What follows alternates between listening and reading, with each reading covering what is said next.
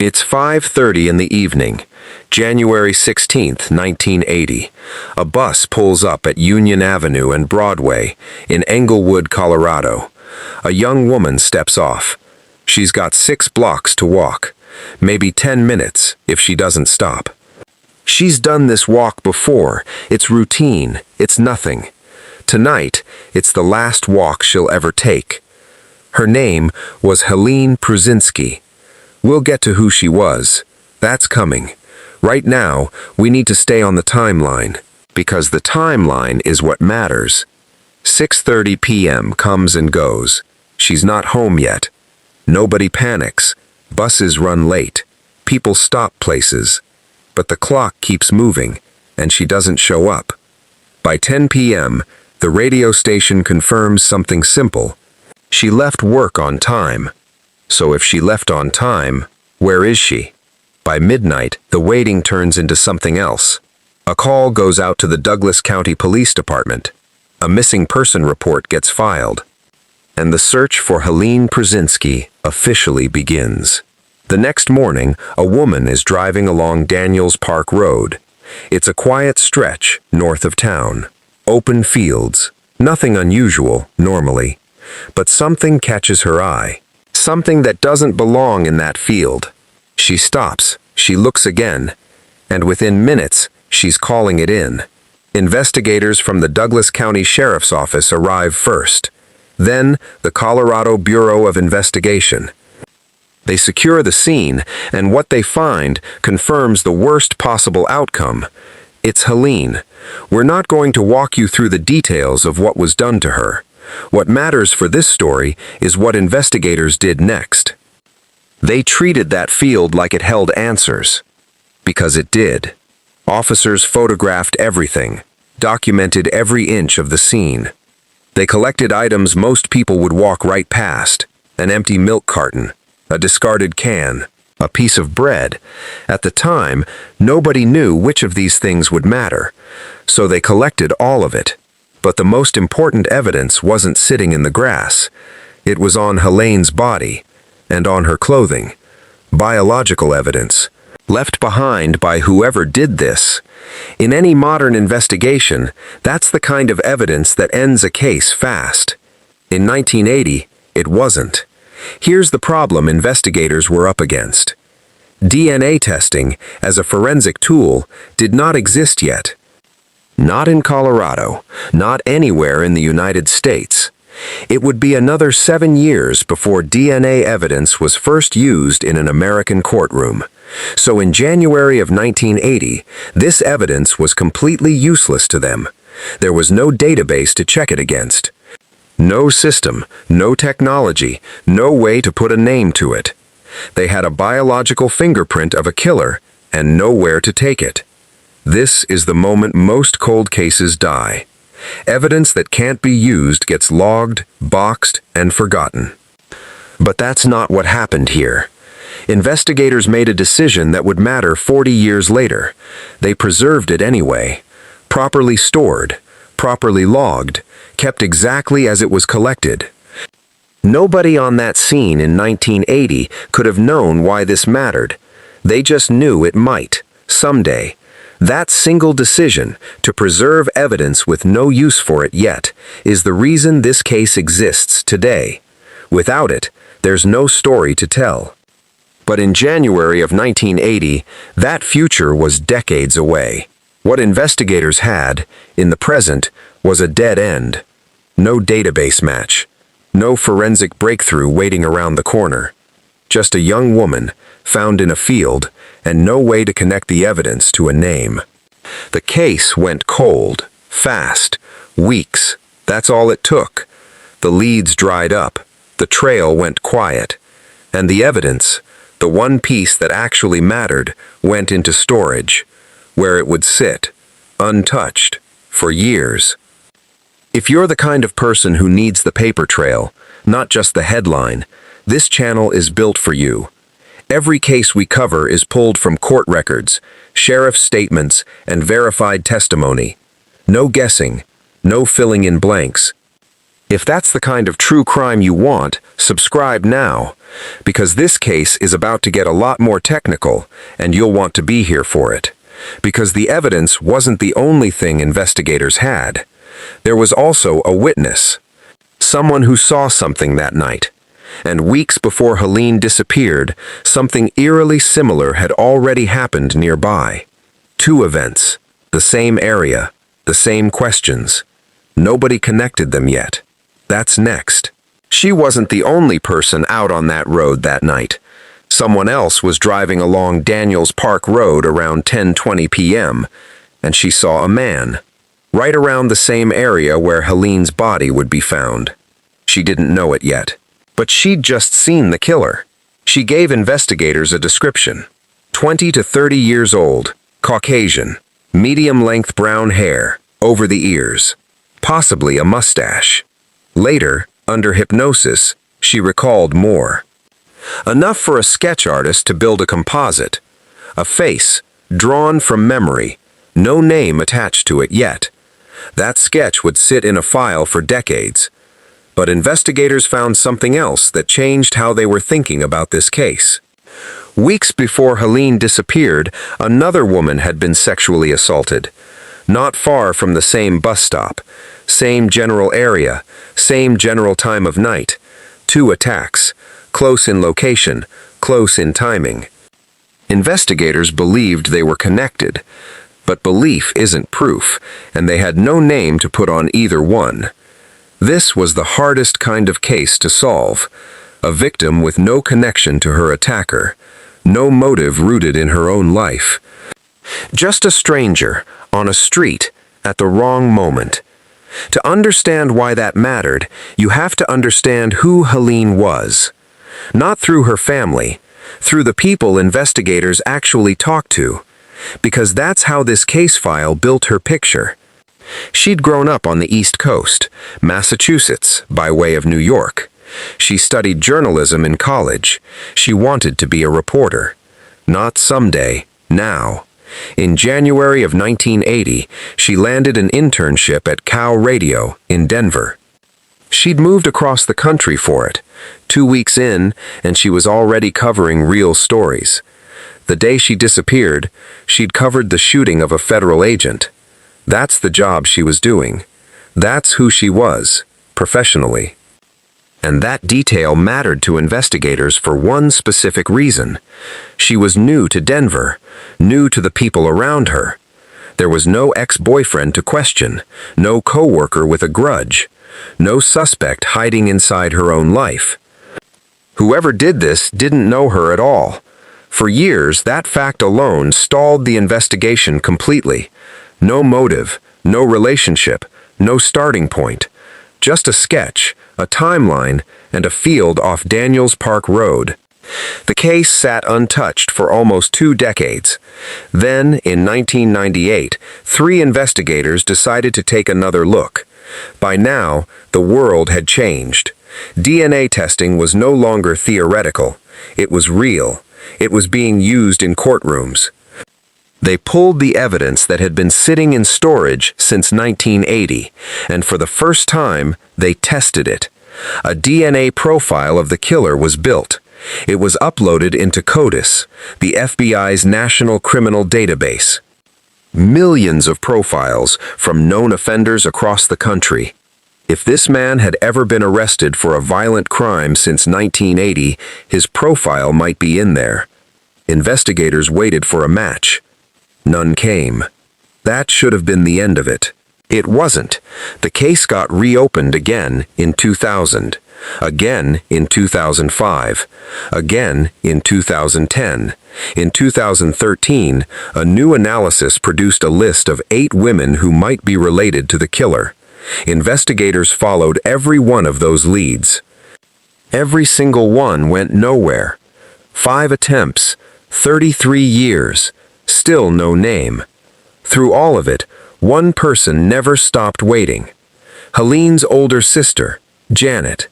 She was 29 years old when she got the call, back in January of 1980.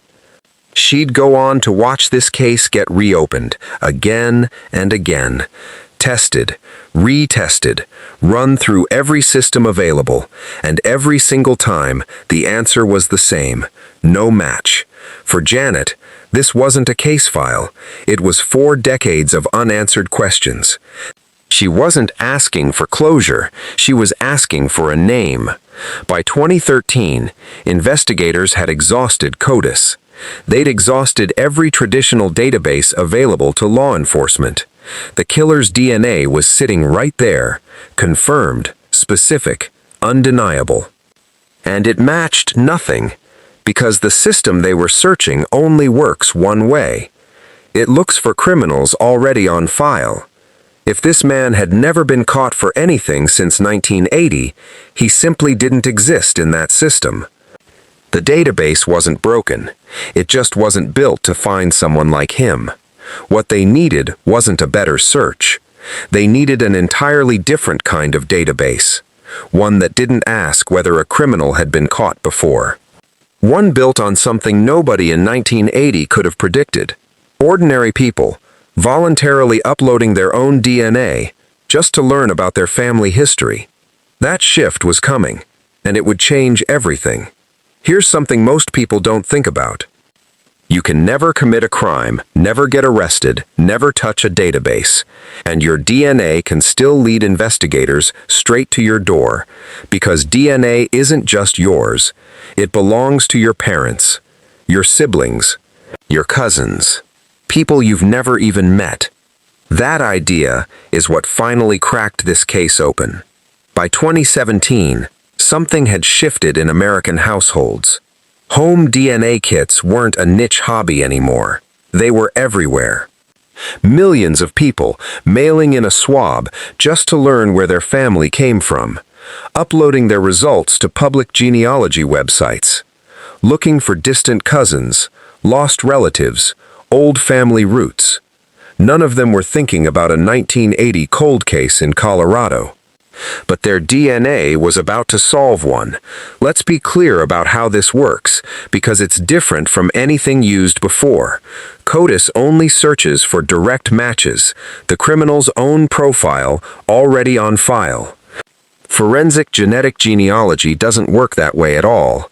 It searches for partial matches, relatives, people who share a portion of someone's DNA. From there, investigators build a family tree, branch by branch, narrowing by geography, narrowing by generation, until every branch points to one person. The killer never has to be in any database. He just has to have relatives who are. In 2019, Douglas County investigator Shannon Jensen put this method to work. She uploaded the killer's DNA profile to GE Deadmatch, an open genealogy database. Millions of users, all searchable. The results came back with 3,000 genetic matches. 3,000 people, each sharing some small piece of DNA with this killer. That's not a lead, that's a haystack. Jensen's job was to turn that haystack into one name. She started building the tree, one distant cousin at a time. Some matches led nowhere. Some led to relatives willing to share more. One cousin agreed to upload additional family DNA, opening up branches Jensen couldn't see before. Slowly, the tree started narrowing. But narrowing doesn't mean certainty. And this method demanded proof, not guesses. That rigor showed up fast. One branch of the tree led investigators to a man in Arizona. Jensen worked undercover, watching him in public. He tossed a water bottle into a trash can. She retrieved it, sent it for testing. Not a match.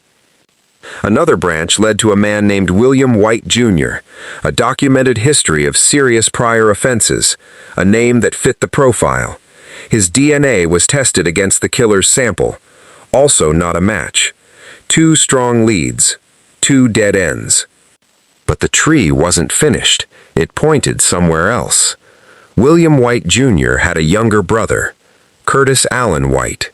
In 1975, he'd been convicted of rape at knife point in Arkansas. He served roughly 4 years in prison. And then, In 1982, he started going by a different name, James Curtis Clanton. That alone was worth a closer look, but what came next stopped investigators cold. Curtis White had been paroled from prison on January 16, 1980. The exact same day Helene Pruszynski disappeared. He'd been released that morning, with instructions to report to a counselor's house in suburban Denver. Instead, at some point that day, he ended up at the corner of Union Avenue and Broadway. The same corner where Helene stepped off her bus. Jensen had a name. She had a timeline that lined up exactly. She had a man with a prior conviction for the same kind of crime. What she didn't have was his DNA. Not yet. James Curtis Clanton was living over 1,000 miles away, in north-central Florida, and he had no idea anyone was looking for him. 1,000 miles from Colorado, life looked completely ordinary. James Curtis Clanton drove trucks for a living. He lived quietly in north-central Florida. No headlines, no suspicion, no reason for anyone around him to look twice. For 40 years, that's exactly how he wanted it. He had no idea that was about to end. In November 2019, Douglas County deputies flew to Florida. Not to arrest him, not yet.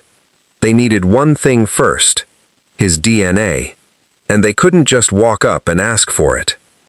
So they did what investigators do in cases like this. They watched, and they waited. For days, they followed Clanton through his normal routine, looking for one moment, one thing he'd touch, and then walk away from. Something he'd leave behind without ever realizing what it meant. That moment came at a bar. Clanton ordered a beer, drank it from a mug, ordered a second one. When he finished and left, he didn't take the mug with him. Why would he? It was just a mug. Detectives walked over to where he'd been sitting, and they picked it up. It was sent straight to the Colorado Bureau of Investigation for testing, and this time there was no ambiguity, no partial match, no distant cousin to trace. It was a direct match to the DNA collected off Helene Pruszynski's body nearly 40 years earlier. On December 11, 2019, investigators made their move. Sergeant Attila Dennis and Detective Mike Tyndall met Clanton along a quiet road outside Lake Butler, Florida. They didn't tell him why they were really there. Instead, they gave him a cover story, identity fraud, someone using his name in Colorado. Clanton agreed to sit down and answer questions. For nearly an hour, the conversation stayed there, calm, procedural, routine. Then Detective Tyndall reached into his notebook and slid a photograph across the table. It was a photo of Helene Pruszynski. Clanton looked at it, and in that moment, he understood exactly why they were really there. Sergeant Dennis told him plainly, there was a warrant for his arrest. First-degree murder, kidnapping. The next day, he was flown back to Colorado, and somewhere over the course of that flight, something in him gave way. He started talking. I knew that was going to come up and get me one day, he said. Investigators asked him why. 7 words answered 40 years of silence. I killed the girl they're accusing me. He went on to confirm the rest, in the car, and again during a follow-up interview back in Colorado. What he told them lined up with the evidence investigators already had. The bus stop, the field off Daniels Park Road, the timeline that matched exactly. 40 years of dead ends, undercover stakeouts, and family trees built one branch at a time, ended with a confession that confirmed what the DNA had already proven. Now it was up to a courtroom to decide what came next. There's a moment in every case where the investigation ends, and the consequences begin. For James Curtis Clanton, that moment came in a Colorado courtroom, 40 years after he walked away from that bus stop, a free man. In February 2020, Clanton stood before Judge Teresa Slade in Castle Rock, Colorado. He pleaded guilty to first-degree murder. No trial, no jury. The DNA and the confession left nothing to argue. In July 2020, he was formally sentenced. Life in prison. Janet Pruszynski Johnson stood in that courtroom. She'd waited 40 years for this moment. She spoke directly to the man who killed her sister. After 40 years of waiting, we were tormented by this tragedy. Our sadness was so deep. When asked if she'd found any peace in the outcome, she answered simply, "I just lost it, because it was just a relief." A guilty plea. A life sentence. For Janet, that was justice. But there's a detail in that sentence worth sitting with. Clanton is eligible to apply for parole after serving 20 years. That's not a loophole. It's not a mistake. It's simply how Colorado sentencing law worked for crimes committed in 1980.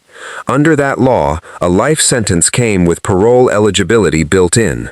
Colorado has since changed its sentencing laws for violent crime, but those changes don't apply retroactively. They don't reach back to reshape the sentence Clanton received. He was sentenced under the law that existed when the crime happened, which means, decades from now, he can formally request release. This case closed because of one specific thing. Investigators kept pushing, using a tool that didn't even exist for most of the case's history. But Douglas County is one county, one sheriff's office. Across the United States, there are thousands of cold cases just like this one. Evidence boxes, sitting in storage, containing DNA that's never been tested with modern methods. Genetic genealogy isn't standard procedure everywhere. Some departments use it regularly. Many don't use it at all. Not because the science doesn't work. Because testing costs money, and not every department has it. The method that found Clanton in Florida exists right now for cases that are still unsolved. What's missing, in a lot of places, isn't the technology. It's the budget to use it. On the night she disappeared, Helene Pruszynski had just finished covering a real news story. 2 weeks into the internship she'd moved across the country for. Her sister put it plainly, decades later. We knew Helene was going places. She never got the chance to get there. But 40 years later, the people looking for her answer never stopped. This channel exists because cases like this one don't solve themselves. They get solved because someone keeps looking, long after everyone else has moved on. There are evidence boxes sitting in storage right now, waiting for exactly that. If you want to be here the moment one of them finally gets a name, subscribe, because that's the only kind of case we cover.